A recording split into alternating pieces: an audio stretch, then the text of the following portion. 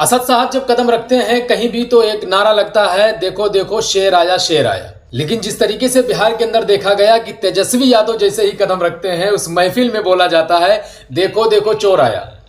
ये देख के मजा तो बहुत आ रहा है, क्योंकि एक तरफ असद साहब को लोग कह रहे हैं देखो देखो शेर आया, और तेजस्वी यादव की महफिल में, जहां पे तेजस्वी यादव बाकायदा अपनी महफिल से निकल रहे हैं लोगों को काटते हुए, तो कह रहे हैं कि देखो देखो चोर आया। क्यों भाई, चोर क्यों कह रहे हो? अरे वो बिहार की जनता है, जनता समझ चुकी है साहब, वो कह रही देखो देखो चोर आया। तेजस्वी यादव को बाकायदा अब चोर कह रही है पब्लिक। और जिस तरीके से कह रही, तेजस्वी यादव कह रहे हैं चलो चलो यहां से, अपने जो मतलब जो उनके साथ में रह रहे हैं ना, उनसे कह रहे हैं कि चलो चलो यहां से निकलते हैं। क्यों? क्योंकि उनको लोग वहां पे कह रहे हैं कि देखो देखो चोर आया। और असद साहब जब आते हैं तो कहते हैं देखो देखो शेर आया।